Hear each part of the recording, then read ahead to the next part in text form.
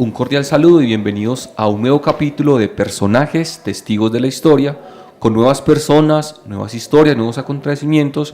Hoy me encuentro con mi compañera Tatiana. Gracias, Julián, por el saludo. Hoy nos encontramos con un personaje muy reconocido. Ha sido rector y docente por varios años, don Carlos Toro. ¿Cómo se encuentra?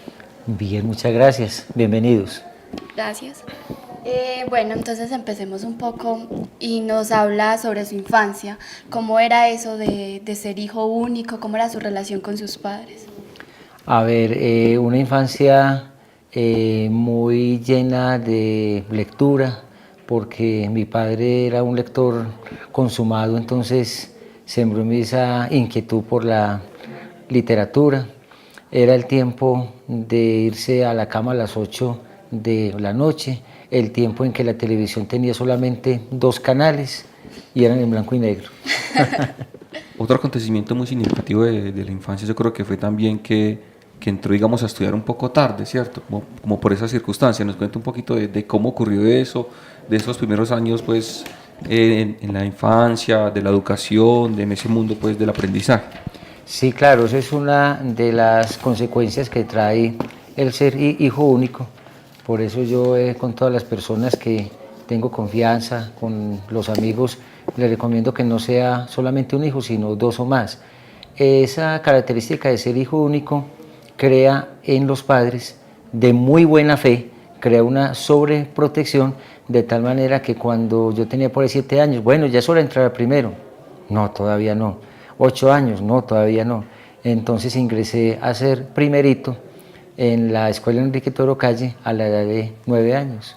Da la fortuna que en ese tiempo era normal que existieran personas en extra edad en las escuelas.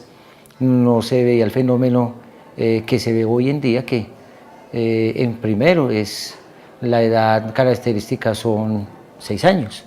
Entonces de 9 haciendo el primerito. Claro que me sirvió mucho porque aprendí muy rápido. Eso fue una ventaja muy grande, ¿cierto? Entonces, ¿se podría decir que usted era un niño solitario o en cuanto a eso no? ¿Si tenía sus amigos o cómo era eso? Sí, muy solitario porque en lugar de estar jugando con los demás niños, mi papá tenía una estrategia para que yo no estuviera por ahí andando en la calle, y era que me llevaba para la oficina de él a que le cuidara la oficina. Y cuidar la oficina era sentarme prácticamente a cumplir horario de oficina en la tarde para mí, y si de pronto él tenía alguna diligencia en otra dependencia, entonces yo era el que cuidaba la oficina para no cerrarla. Pero era una estrategia para mantenerme ocupado y que no estuviera por ahí en otras actividades. Entonces, solitario sí, claro que sí. Don Carlos, en este programa pues estamos cargados de sorpresas y entonces tenemos para usted un regalo. Muchas gracias. Sobre eso. Maravilloso, maravilloso. Llegan a mi mente pues unos recuerdos hermosos. Aprendí a leer, como les relataba ahora, entonces a los 9 años, y este fue mi primer libro. Mi papá me lo regaló y para mí es un tesoro. Es un tesoro porque fue mi primer acercamiento con la literatura, y en este caso la literatura de aventura por la línea de Emilio Salgari, que es el autor. Entonces es un tesoro que guardo mucho, mucho cariño porque me une a mis primeros pasos en la literatura y me une a un recuerdo de mi papá. Entonces quisiera que nos contara un poco sobre qué género literario le gusta leer, qué libros le han gustado pues más en la lectura y eso. Me inclino mucho por la ciencia ficción, por la aventura. En un tiempo de mi juventud estuve muy inclinado por el género de los vaqueros en los Estados Unidos. Luego continué con la crónica contemporánea. Me gusta mucho la historia. Es decir, todo lo que llega a mis manos le doy un valor muy alto, y si el libro me logra conquistar en las primeras 10 páginas, yo sé que es un libro que vale la pena terminar. Yo siempre he dicho que para tener una vida profesional tranquila, primero que todo personalmente hay que estar muy bien. Entonces uno de los convencidos que hay que tratar de dar lo máximo en lo laboral, con todas las debilidades y defectos que tenemos como seres humanos, pero considero que la vida en familia es sagrada. Entonces me parece fundamental que lo del trabajo no llegue a la familia para poder compartir con ellos y también dedicarse como a esos gustos que uno tiene que en el trabajo no los puede, digamos, hacer, que es entre ellos la literatura y es la música. Y hablando de literatura o de libros, quería mencionar que no se me quedara sin mencionarlo lo que es el derecho.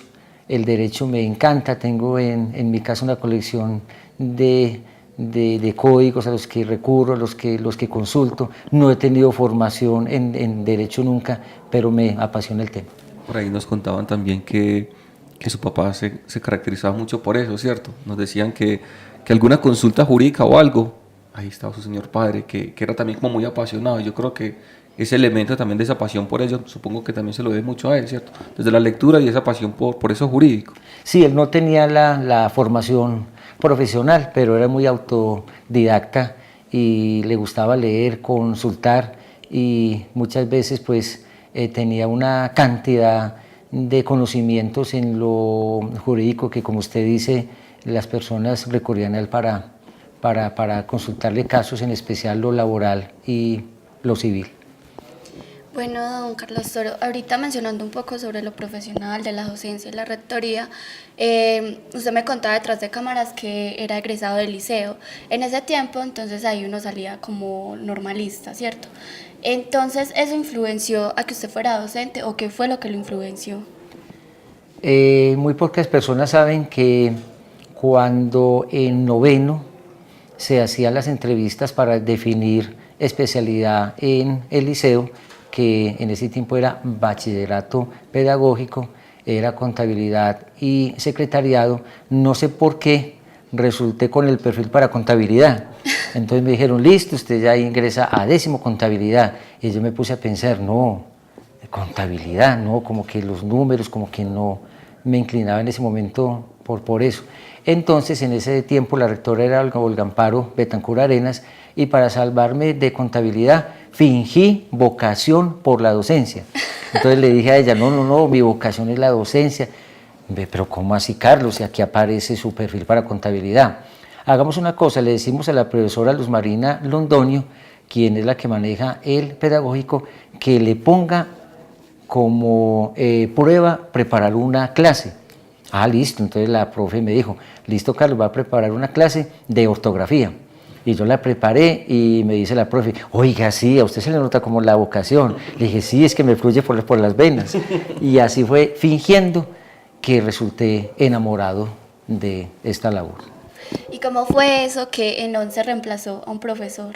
Sí, a doña Luz Marina Otálvaro.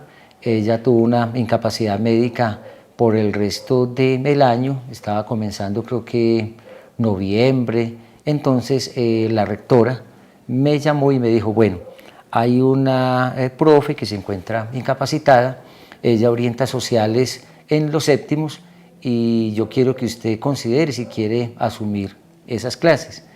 Y entonces me dijo, vaya y piense. Me fui para mi salón de 11 y a la media hora otra vez me parlanteó lo que nosotros decimos a través del sonido, Carlos Alberto Toro, presentes a la rectoría. Y le dije, sí señora, yo asumo ese reto. Me dijo, ah, listo, se va para la casa, se cambia el uniforme y comienza hoy. Ahí mismito, ¿cierto? Ahí, así, de una vez. ¿Y usted por qué cree que lo eligieron a usted? Porque en ese tiempo se destacaba por ser el mejor de la clase o por qué? Porque con humildad, lo debo decir que éramos un grupo de 16 estudiantes por todos, pero había 4 pues que teníamos un liderazgo o teníamos pues ese gusto por las cosas o nos iba muy bien con la práctica y pues eso sí lo quiero decir con humildad, que teníamos unos resultados buenos y eso que comenzó fingiéndose se convirtió pues en una pasión real. Yo creo que también pues una etapa muy bonita, yo creo que también para usted y para muchos de nosotros fue la juventud, ¿cierto? Creo que en la juventud usted, en medio de descubrir cuál era como esa pasión que le iba como moviendo, pues también desarrolló muchas labores en pro pues, del municipio, en su vida personal, como por ejemplo haber trabajado en el despacho o en Sotransoda o el recuerdo que algunos tienen en el Chupadero. Yo creo que esos acontecimientos también marcaron mucho su vida, ¿cierto? Claro que sí, están muy bien dateados. Sí, fueron tiempos de trabajar inicialmente. Recuerdo en el liceo una época muy bonita y fue la de hacer teatro. William Jiménez dirigía el grupo, con Dora la bibliotecaria, y también tuve la oportunidad de participar en el grupo Ruiz y Zapata, y fue un tiempo pues bastante lindo el de el teatro. Y sí, tuve la oportunidad de trabajar en el despacho parroquial cuando fue párroco Monseñor Adolfo Duque. Allá estuve por espacio de 4 años.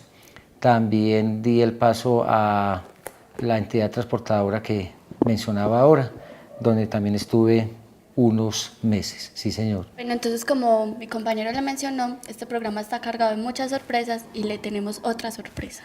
¿Qué será? Muchas gracias. Claro que sí.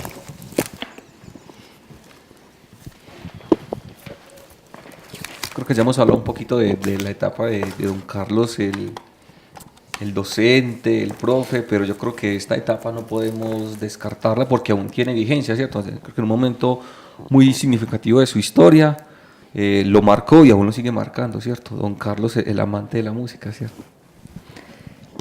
Son tiempos muy lindos porque una de las situaciones cuando yo era niño, que Tatiana lo mencionaba ahora, de solitario, era que mi tía tenía una radiola y en esa radiolita se escuchaban los acetatos, inclusive más viejitos que los acetatos o discos que tengo acá, que eran discos de 78 revoluciones por minuto, que los jóvenes que nos escuchen en este momento o nos vean se estarán preguntando qué es eso.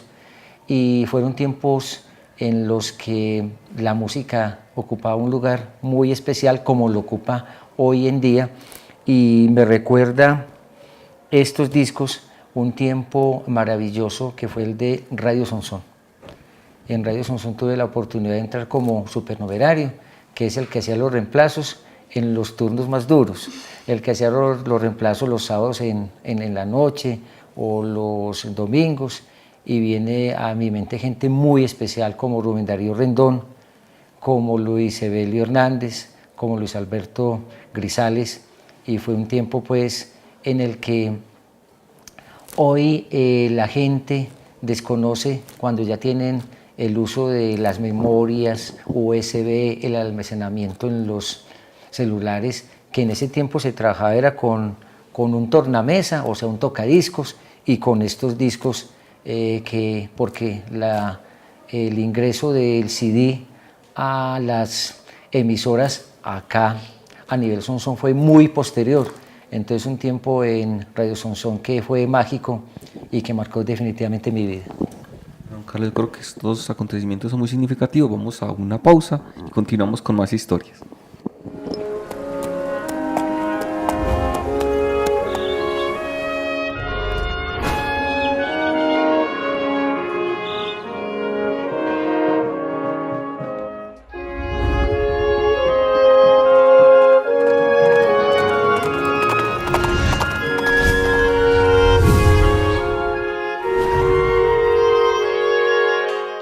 Continuamos aquí en Personajes, Testigos de la Historia, con don Carlos Toro.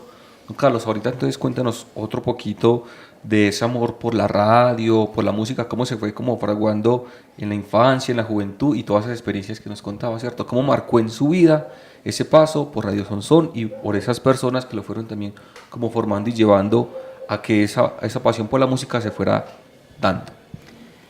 Sí, era un tiempo, como les decía ahora, en el que la televisión eran 2 canales nada más y en blanco y negro, entonces era muy aficionado a escuchar radio.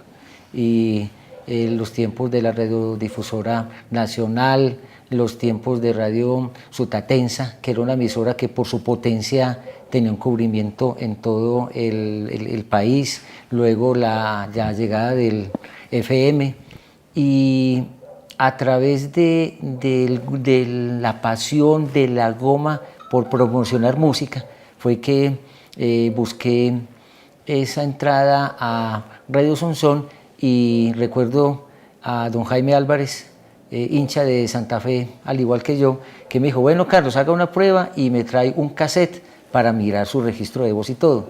Y como sufro de tartamudez en algunas ocasiones cuando estoy nervioso, pues tartamudeé en esa prueba de audio y no pasé. Entonces busqué a un amigo, Hernán Murillo Cardona, que tenía un programa cultural los domingos y dije, bueno, ya que no pude entrar a la emisora directamente, permítame hacer un breve espacio donde se hable de actualidad musical en el programa suyo. Y Hernán me dijo, ah, no, listo, hágale.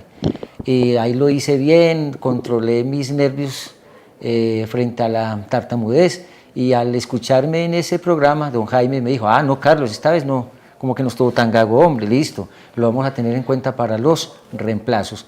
Y ahí fue donde, de la mano de gente muy querida como Bonifacio Córdoba, fue como humildemente lo digo y lo digo con un amor entrañable, con un cariño inmenso, trajimos el vallenato a Sonsón.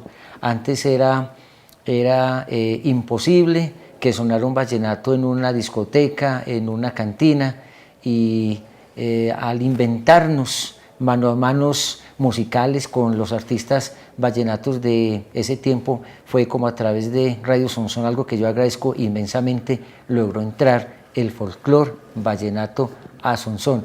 Y viendo la telenovela de La Casica, yo decía, lo grande que La Casica hizo, al menos nosotros a través de Radio Sonsón aportamos un pequeño grano de arena a cultivar el folclore aquí en Sonsón.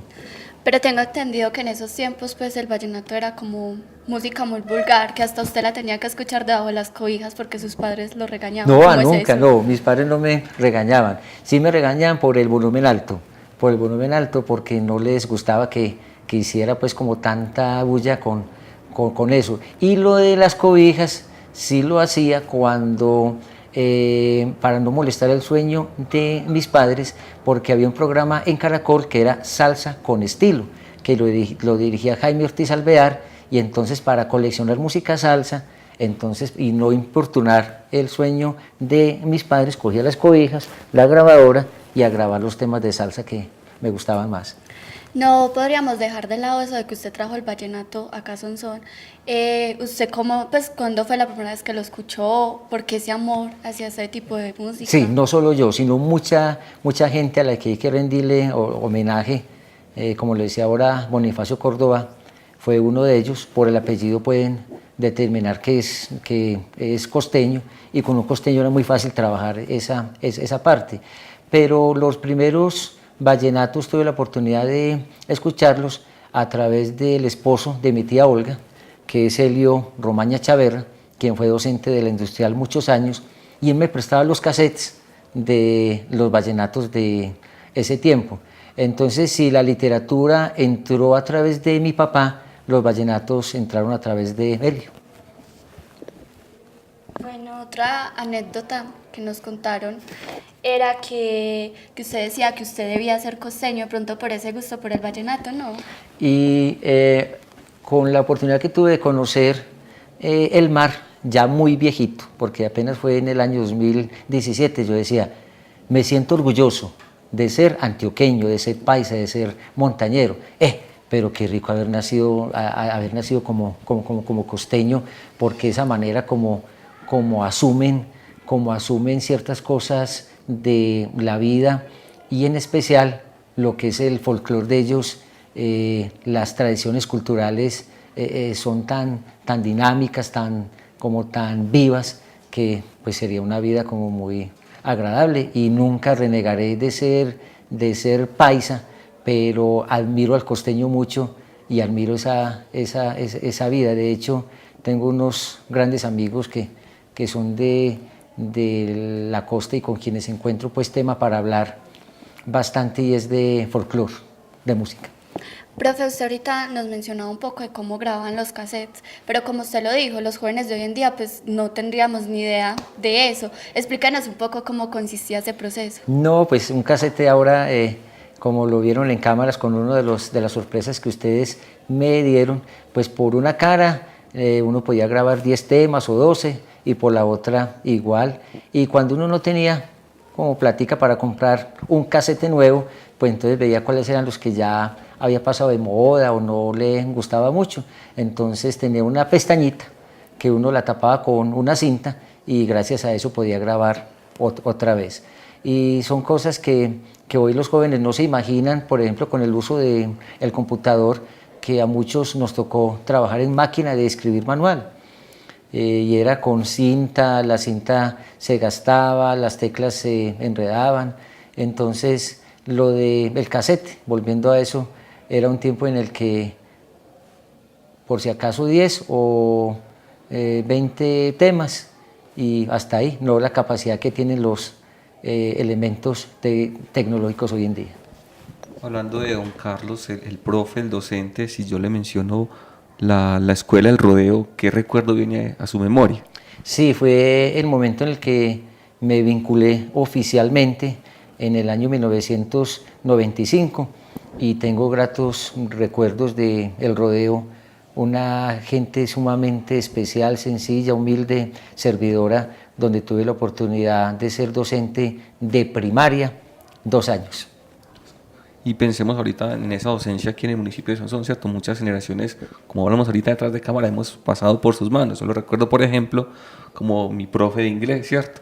Entonces, ¿cómo ha sido esa experiencia como docente aquí en el municipio de Sonsón? Sí, tuve la oportunidad de pasar del área rural al área urbana, inicialmente en la escuela Enrique Toro Calle, donde fui alumno de primero a cuarto y tuve la oportunidad de ser docente allí, y luego pasé al técnico industrial Antonio Álvarez, que sea el momento para expresarle mi cariño a todos los industriales, porque fueron 8 años maravillosos de clase, donde tuve la oportunidad de compartir con estudiantes seres valiosos que hoy me los encuentro, y disculpen que hable tanto de lo personal, pero cuando yo voy por la calle, así sea en otra ciudad, así sea en otro pueblo, y yo escucho que alguien me dice Carlitos, yo sé que es un estudiante de la industrial. Y también tuve pues compañeros docentes que fueron seres maravillosos con los que compartí muchas cosas. Profesor, se le nota pues el amor por su profesión al hablar de ella, pero a mí ahorita me quedó la duda de saber, ¿usted en algún momento no pensó en especializarse por lo de la radio y seguir con esa profesión? Claro que sí, pero en ese tiempo, para poder sacar la licencia de locutor, había que presentar un examen en el ministerio, y era un examen muy complicado porque incluía inclusive poder manejar el inglés, entre otras cosas. Y realmente la gente que tenía ya la licencia de un locutor me decía pues que era un examen sumamente duro y no tuve esa oportunidad. Pero sí pensé en algún momento estudiar comunicación social, pero como en ese tiempo no se daba aquí a nivel local, entonces aprovechar las oportunidades que en ese tiempo en formación habían acá a nivel Sonsón. Carlos, continúa la sorpresa, le tengo otro regalo bien interesante.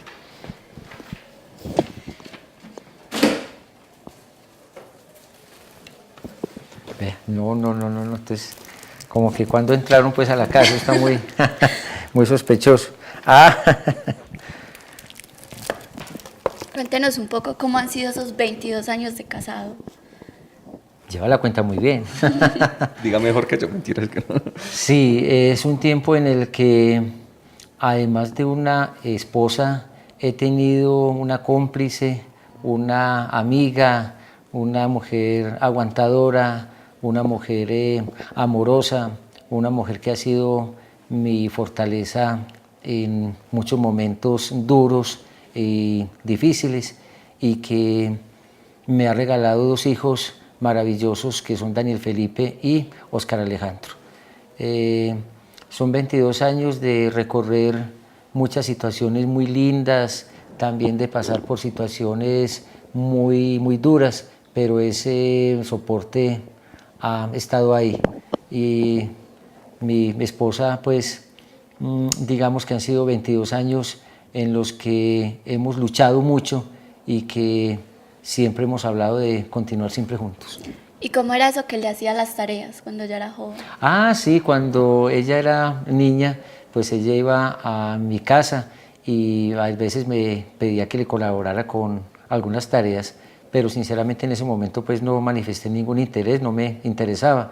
Fue posteriormente que iniciamos la relación, pero sí iba a la casa a veces a que le colaborara con algunas tareas. Me imagino que ella ha sido un apoyo incondicional en todo este proceso que usted ha llevado, cumpliendo sus sueños, llevando su profesión a cabo y todo eso. Claro que sí, ha sido un soporte tanto en lo profesional como en lo personal. Y cuando he tenido debilidades en lo profesional, como cualquier ser humano, dudas, situaciones duras, es quien me ha aconsejado pues para que no tire la toalla y siga siempre. De pronto algún Adelante. legado significativo que su familia le haya dejado a usted y que lo haya marcado mucho. El acompañamiento, cuando mi padre falleció, estuvieron a mi lado siempre y me comprendieron durante la elaboración del duelo, y es algo pues que yo nunca olvido. Y la paciencia que me tuvieron cuando no salíamos a pasear en vacaciones y nos encerrábamos como en un monasterio, con todo el respeto que merecen los monasterios, y en realidad es últimamente que compartimos en paseos y es una manera como de unirnos más. Y de pronto, ¿cómo es su relación con sus hijos? ¿Cómo ha sido eso? Mire, como todos jóvenes, como todos los jóvenes, ellos ya buscan en estar con la gente de su edad, y es lo más normal. Pero sí hay momentos en los que hemos compartido, sobre todo en los paseos o en las fiestas de familia, y son momentos en los que compartimos, que son momentos breves, pero que los compartimos intensamente. Bueno, ya para finalizar, no podemos dejar que se vaya sin que nos deleite con su talento. Así que tenemos por acá otra sorpresa. Otra sorpresita. El güiro. No, pues ni creo que voy a dañar aquí el programa interpretándolo, porque formación musical no tengo ninguna. Pero sí quiero hablar de la Orquesta Tropical de la Institución Educativa Rosa María Henao Pavas, que es la niña mimada y que es la consumación de muchos sueños, no solo míos, sino de mucha gente. Si ustedes me pidieran en este momento que ubicara las notas musicales en el pentagrama, no sabría dónde van.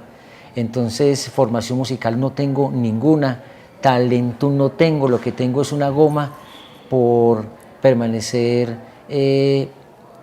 promocionando la música tropical colombiana y de los países vecinos, y es algo que yo quiero que cuando muera no tanto me recuerden como rector, porque esa es mi labor por la que me pagan, sino por la pasión, por la música que quiero que me acompañe hasta los últimos días.